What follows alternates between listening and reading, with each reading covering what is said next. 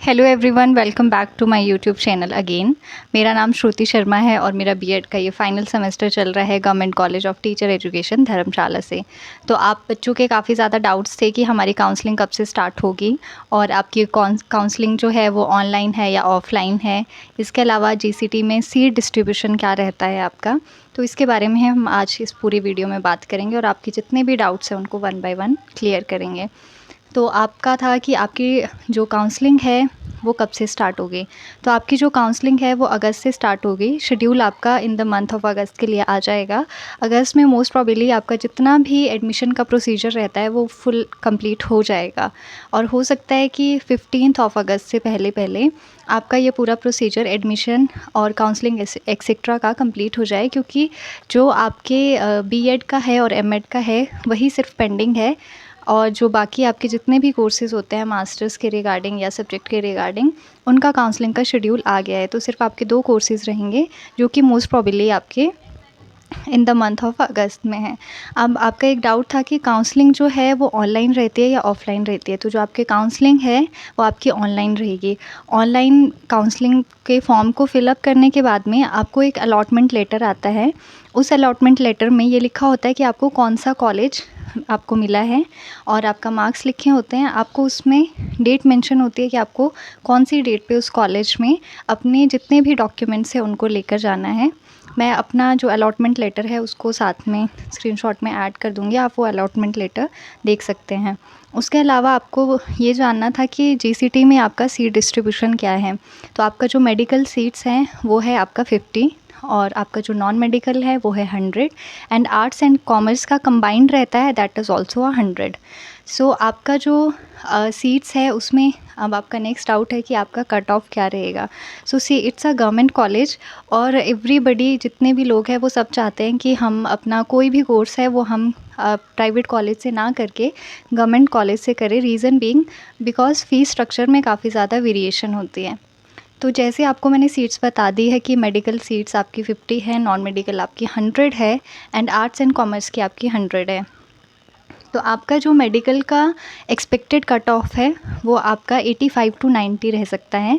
Please ये आप ध्यान रखेंगे कि ये बिल्कुल एक्सपेक्टेड है, अभी बिल्कुल फ़ाइनल नहीं है। सो जिन भी स्टूडेंट्स के मार्क्स अबव 90 है या 85 टू 90 है उनको ज़्यादा टेंशन लेने की ज़रूरत नहीं है, क्योंकि मोस्ट प्रॉबेबली उन बच्चों को एडमिशन आपकी जीसीटी में मिल जाती है।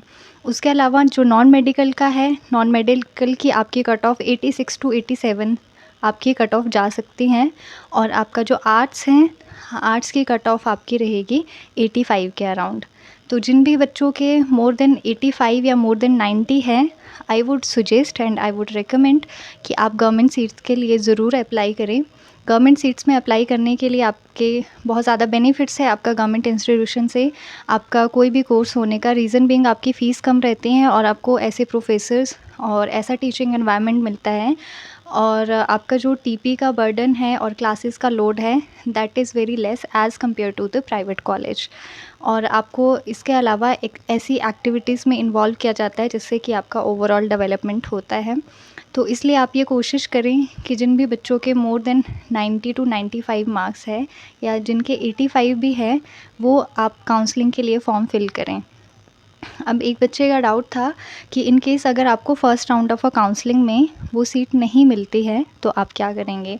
फॉर एग्ज़ाम्पल आपने first round of a counselling में अपने आप को मेंशन कॉलेज डालने होते हैं। फॉर एग्ज़ाम्पल आप चाहते हैं कि आपका एडमिशन फ़र्स्ट प्रेफरेंस आपकी एचपीयू यूनिवर्सिटी है, उसके बाद में आपका सेकंड प्रेफरेंस जीसीटी धर्मशाला है और थर्ड आपने वो कॉलेज डाला है जो कि आपका नियर बाय प्राइवेट कॉलेज है।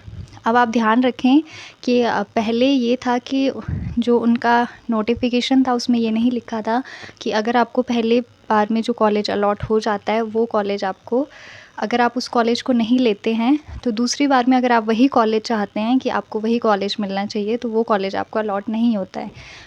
फॉर एग्ज़ाम्पल अगर आपने first round of a counselling में आपको जीसीटी धर्मशाला मिल गया है लेकिन आपने वो फर्स्ट राउंड ऑफ काउंसलिंग में नहीं लिया जस्ट बिकॉज़ आपको लग रहा था कि नहीं मुझे शायद हिमाचल प्रदेश यूनिवर्सिटी मिल जाएगा। अब सेकंड राउंड ऑफ काउंसलिंग में आपने हिमाचल प्रदेश यूनिवर्सिटी के लिए काउंसलिंग फॉर्म भर दिया।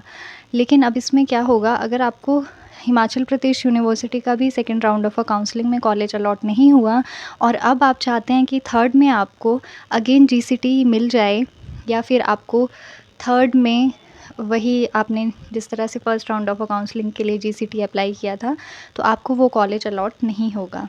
तो आप इस चीज़ का हमेशा ध्यान रखें कि जो भी आपका ऑनलाइन काउंसलिंग का प्रोसीजर है उसको आप ध्यान से ईच एंड एवरी डिटेल पढ़ें और उस फॉर्म्स को बिल्कुल ध्यान से पढ़ें, क्योंकि ऐसा मोस्ट ऑफ़ द केसेस में होता है कि आप गलत काउंसलिंग फॉर्म भर देते हैं और आपकी जो गवर्नमेंट सीट है उससे आपकी वो सीट मतलब बिल्कुल कैंसिल हो जाती है।